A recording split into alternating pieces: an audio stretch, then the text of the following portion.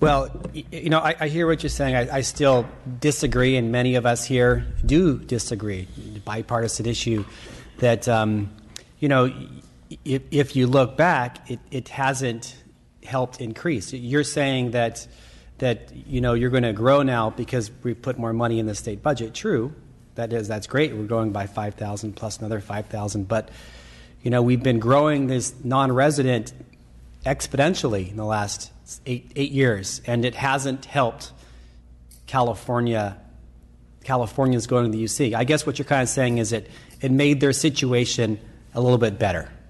Otherwise, they wouldn't have had worse class sizes. They wouldn't have had as many course offerings. So I get that you're saving the people there. But the argument that has been put forward by the UC is by doing this, we're going to increase access to Californians, and the numbers just don't add up. And I think yesterday we put forward it's a kind of a framework how we think we could have a ratio going forward, tying it to the budget appropriation for enrollment, tying specific enrollment targets like we used to have. And again, this is really for our budget hearings. Today's really informational, so I don't want to get too much in the weeds there. But Mr. Chavez? Yeah. I'll follow off that discussion we just had with a thought, maybe a request from you. In the past couple of days, we've been really, to use my term, pilling the grape on education, figuring out, all the little details and nuances and what you're doing and why you're doing it. And in my life experience, because I've done different things, a little older than the others, but it seems to me that we need to look at how do we manage this from the legislative position. You have different responsibilities and information that you're going to use at your level, which I don't have to have such clarity at my level because we're at we're looking at a more macro perspective. Since we're all going to be here for some years now, we're not rotating in and out of here every year, so you got to teach us every year, your organization.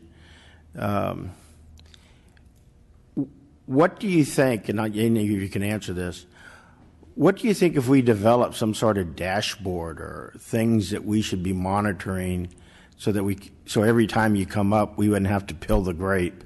You could say, these are the things you're looking at, and then we can go down into it. But have you thought about how you could develop something like that? Or have we done something like that in the past and they just kind of trashed it because now we got all these newbies in here? Or who wants to answer that question? Well, I could start. I mean, there are two ways that I definitely think being able to provide you information and provide Californians information about our system is important. And that's one of the main things we've tried to do with the accountability report is lay out a set of measures that are consistent over time and give you a way to be able to track how we are doing.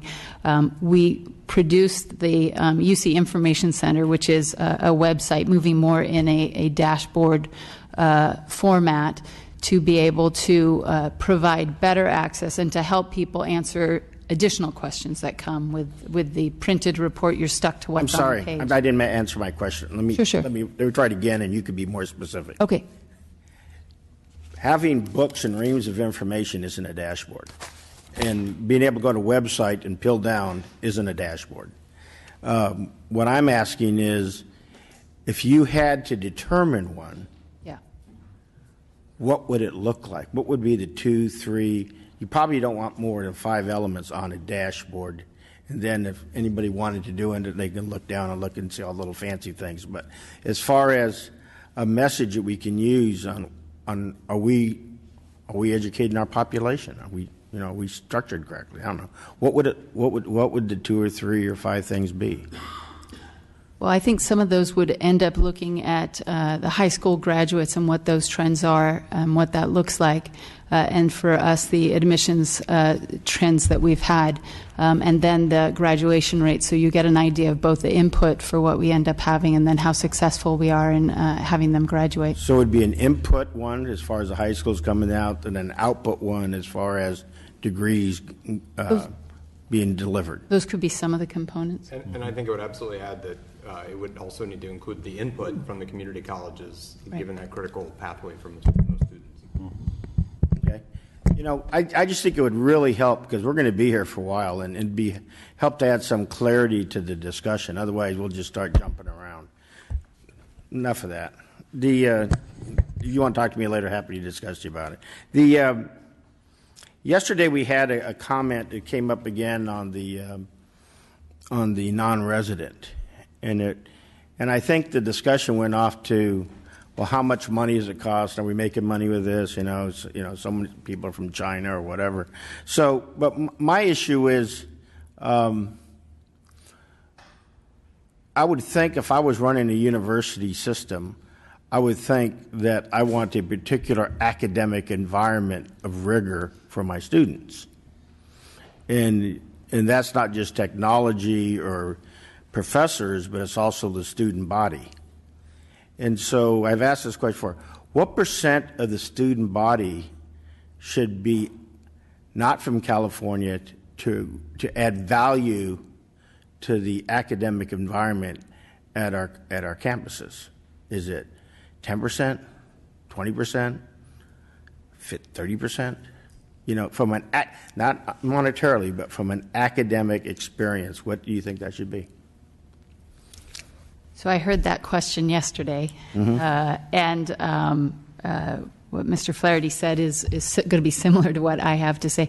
I mean, I agree with you. There's definitely a component, particularly for some of our campuses that have relatively low non-resident percentages, that part of it is to be able, in an increasingly global environment, to give people access and opportunity to interact with others that come from different backgrounds, and that includes geographic and international. We haven't gone through the process to talk about setting a percentage for what it is. If I look at where UC's percentages and compared to AAU peers, our percentages are lower than what they end up having. But I don't have a specific number for you on the academic side. You want to try? Yeah, I don't know if I wasn't here yesterday, so I don't have the benefit of knowing what was stated on yesterday. But the reality is that what I can say is that at the CSU, we've consistently been between 4% and 6%. In terms of non-res students. Now, is that the magic number? I'm not sure, but I know that the main focus really has been on our California resident students, and that, as is indicated, that block of 4 to 6% is where we've hovered for a number of years. Go ahead, Mr. Chavez. Let me finish. You had your shot. In the other environment I had in the military, we have colleges also. That we send our military officers to colleges and universities. And it's the intent that in a cohort of 15 students, we'd always to have 2 or 3 foreign students within the group, because it was felt that we would learn from the other students from other countries on how they fight and how they see things. And so in a cohort of 15, there'd always be 2 to 3 foreign students, because we work in groups, and it's felt that they'd always be in a project-based learning environment. So I just think it would probably help to have that discussion, because then we wouldn't get wrapped around how much money it is, but we're actually saying this is what a college and university environment should be like. So just a comment, and I'll end it with this last thing. As far as the diversity, it's kind of, I look at the numbers on the different cultures and how well different groups graduate. And I was part of a group that over 10 years ago decided to take this on, and they worked with Maricosta Community College and Cal State San Marcos, and to take Latino males who were failing, because we were just really bad. There was a group that was there 20 years ago that was doing something for girls but nothing for boys.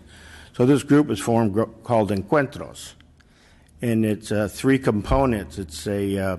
But it's along the theme of defining out who you are, where do you want to go, and how do you get there. That's it, those 3 questions. And they start at middle school, and they take them all the way through to college.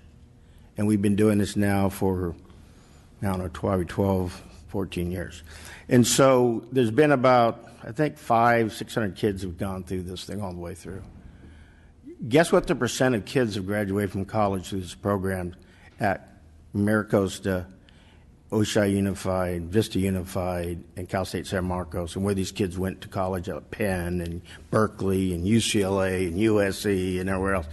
What do you think the percentage rate of those kids are? 97%. Last year they went to Washington, D.C., awarded the Education Award for Diversity by the President of the United States. And it's right here in California. And I think that program alone is something that, if you could some way replicate it for minority children across the California, because I think you guys are getting hit around the head on something you can't really control, because you don't pick the kids that come in, they come to you. Encuentros takes on the responsibility of educating their families and everybody and making a community commitment to start kids at about the 3rd and 4th grade all the way through college. So I'll just throw that out to you, and it's actually in your colleges. Yeah. Well, I appreciate that a whole lot, and I can say to you that I know that one other of our campuses, which is Cal State Dominguez Hills, has a specific focus on young men of color, and expanding that to a number of our other campuses so that we can be, just as you've indicated, more strategic about working with these students. Early identification, early engagement really is the key. I know that we've talked a whole lot already about early start, which typically begins at the 12th grade level, but if we're really serious not only about moving the needle relative to young men of color, but also looking at the underrepresented groups, we really have got to find a way to begin as early as middle school and then continue working with those students until they actually matriculate into our respective universities. And so the model that you describe is just in alignment with some of the best practices that we know that's out there, but the key about it, as you've indicated, is being strategic and intentional about working with these varied populations of students to get them graduated, not only graduated, but also ready for the workforce and our graduate and professional school, and to become leaders in their fields. And it's not just education, it's the parents, it's the business communities, and it's a mentoring. And you can go to encuentrosleadership.org and look it up at the 3 little programs, and they've been doing this for over a decade, and it just takes the commitment of the community to do it.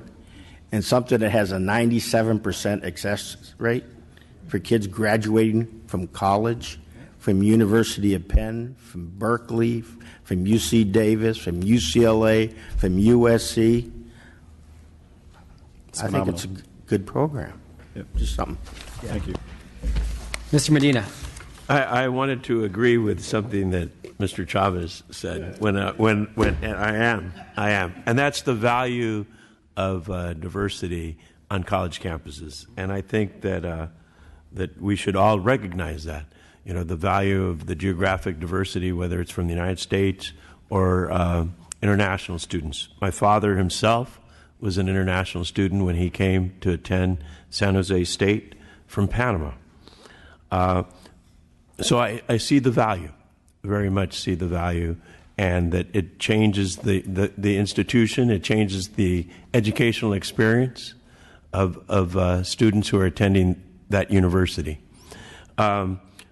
But that value in the state of California as it pertains to UC is also not evenly distributed.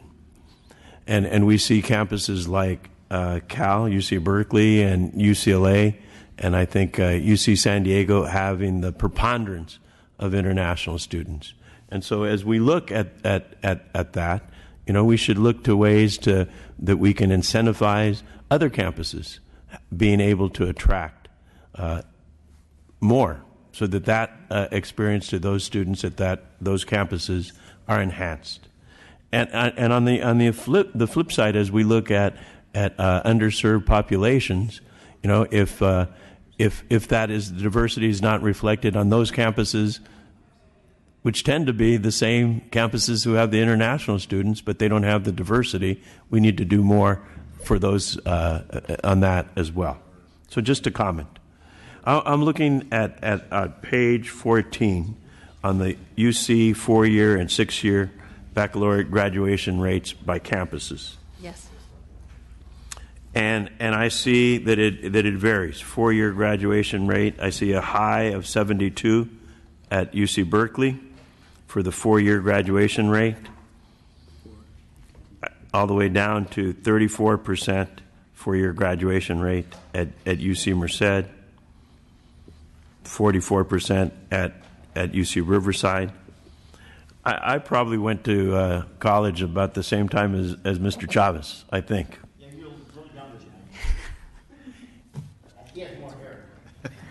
I don't remember a discussion on this, way back 40 years ago when I went to college.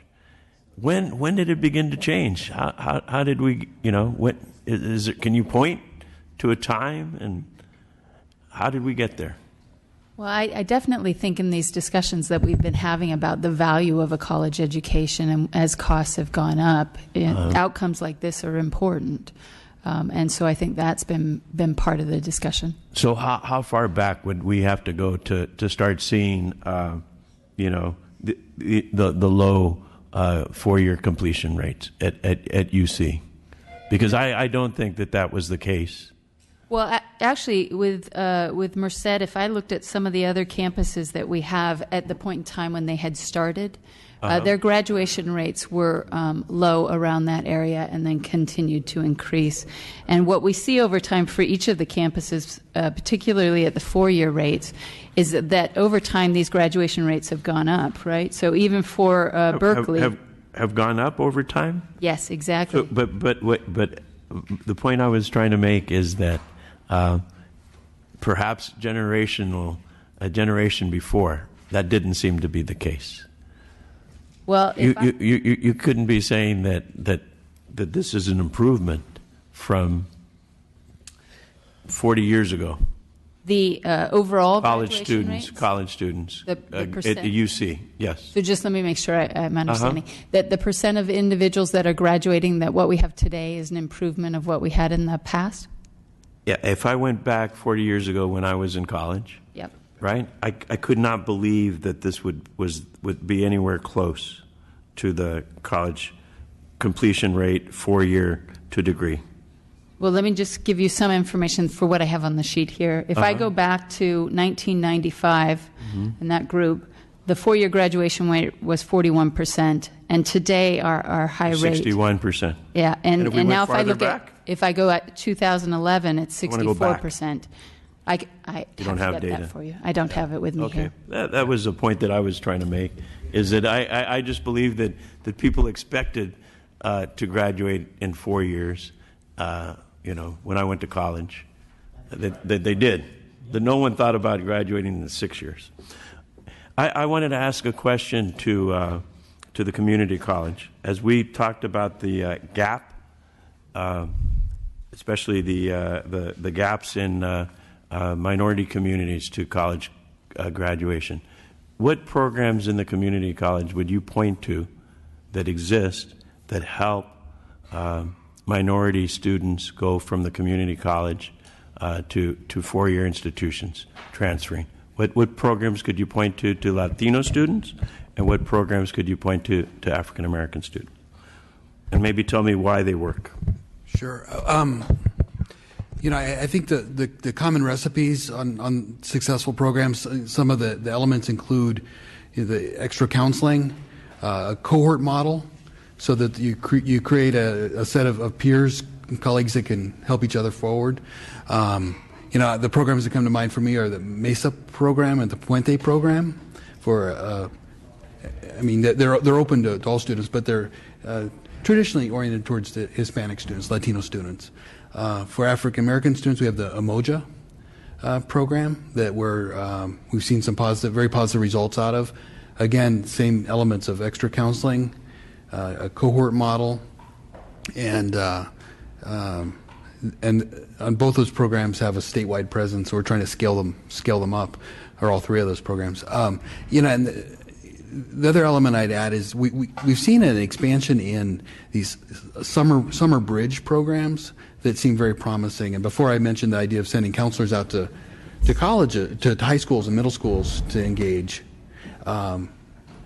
Another approach to that is to bring those high school students or middle school students to a community college to actually experience the college environment firsthand. And for a student who's never stepped foot on a college campus before, that can be a very eye-opening experience. And so when you combine those kind of summer bridge programs with a cohort model and extra counseling, I think that's the recipe that tends to work. And I gave you a few examples. There are a lot of local variations on those programs, though. It's a great thing about our system is the amount of our colleges adapt to their community, as you well know, and find approaches that fit the local arrangements. So those are a few examples. And I thank you for your answer, because I was a Puente mentor and a educator, high school teacher for 20 years, and I definitely agree. Cohorts, small groups work, whether at any level, whether it's the high school, community college, CSU, UC, it works. And I hope that here in the legislature we can continue to strengthen those programs and not see them weakened by any measure. So thank you. 47. Okay. Mr. O'Donnell. Yeah, I just want to jump on a comment that Mr. Chavez made, and he may, Mr. Chair, wish to comment after. I'll leave that to your call. But Mr. Chavez brought up maybe creating a dashboard of metrics, if you will, so that we can identify what successes and maybe some challenges that you have going forward. And I could tell you that would help me as a legislator understand where we are and what could those metrics be. They could be on diversity. They could be on student success. They could be on graduation rates. They could be, probably there'd be more factors as well, even affordability, even out of state. That would help me so that when you came, we had some common language, if you will, some common understanding of where we're going as a body too, and where we think you need to go. I leave that to you somewhat, and maybe even to the chair. Certainly, I don't want to usurp your role, but I think so that we had some common understanding of what we're after when you walk in this door, because sometimes we do look like we're chasing our tail here, and I want to help you be successful, and I think you want to. I think we have shared goals. I just think we need to identify what those goals are and what those might look like on a dashboard, so that we can identify some metrics upon which to judge the success and progress of our universities. So with that, I just turn it back to you, Mr. Chair. Okay. I wanted to follow up on the conversation they were having on the resident. Two things is that, yes, California does benefit the UC system for having a diverse system, but for 150 years, the UC system was fabulous, had a bunch of Nobel laureates, had about 5% non-resident. So it's not like we need this all of a sudden to be great. You've been great for well over a century. And I would note, too, that while we're not the most diverse system of non-whites in the UC, underrepresented minority groups, it is 66% roughly, Black and Latino are nowhere near their representative participation. Caucasians are actually just where they're at based upon the information we have here. And, I would say a great number of those students come from immigrant backgrounds. Their parents may be immigrants. They may be immigrant students. And so I think that diversity is there. But I guess that the bigger issue today, we're talking about increasing access and closing this gap. And so if, we had a suitcase back here of, an extra $20 billion for our state budget, it's pretty heavy. And we said, go at it. Of course, community colleges you'd be taken care of on the natural, because Prop 98, you get your split. Maybe you want more than 11%, I argue. But if you look at UC and CSU, how many students could you realistically grow in the next 5 years if money was not an issue and you were able to focus on your capacity and potential growth? So we had done some longer-term enrollment planning, and when we had done that, we were looking out about 2022-23, and we were looking at adding another 40,000, and that was at a point in time where, our hope today is that what we do is we'd take the 5,000 that we're working with, and then build another 10, and then reassess those pieces that are in there. But if we looked at that, our hope would be that would be a mix of graduate and undergraduate students, and that, we were looking at that point in time about 27,000 undergraduates and 13,000 graduate and professional students. That was kind of a goal. But this is exactly the kind of discussion we'd like to be able to have, because if there's a way for us to work on a multi-year enrollment growth plan with the state, again, I think it provides hope for Californians, and it gives our campuses a way to plan and prepare, and to talk about the kinds of needs and things that they would have to do to be able to take on additional students, both in the capital side and with operations.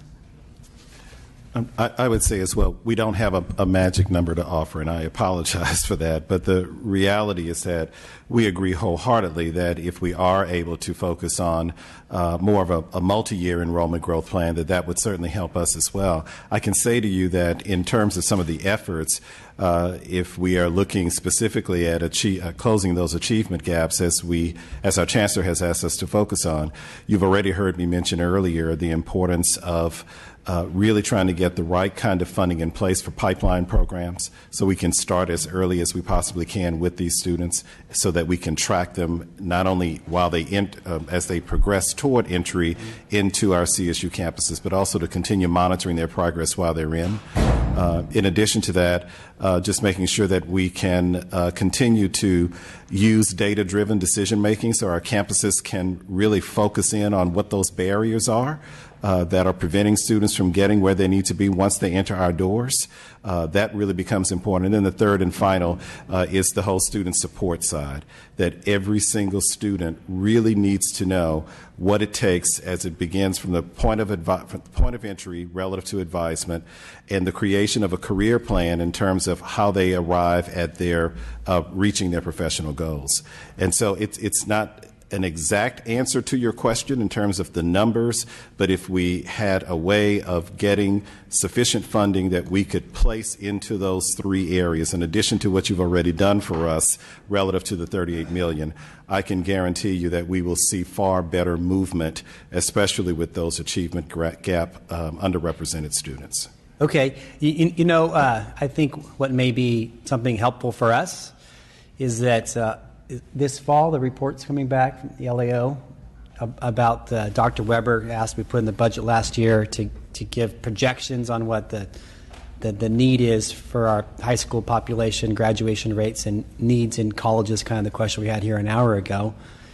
Maybe about that same time, if we could have the segments kind of help us understand what capacity you have at these campuses. And I know it's a variable based upon, but there's some certain things. You can't grow another 20,000 students at San Diego or Long Beach. I get that. You have or LA or Berkeley, but just so we can figure where you're at system-wide as far as kind of the range of growth, maybe in the next 5-10 years.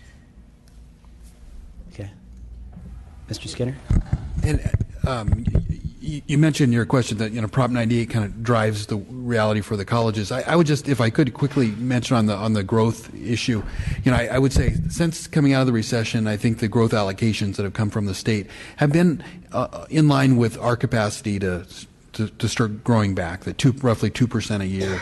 But I would say as we continue on, and there are a few factors where we're optimistic we'll be able to grow at a faster rate, and one of them is work to try to recover some of those 600,000 students who were shut out.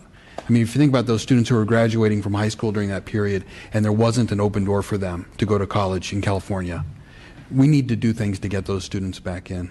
I think we need to do a better job of penetrating into communities that are historically underserved, and that's something we're actively working on as a system.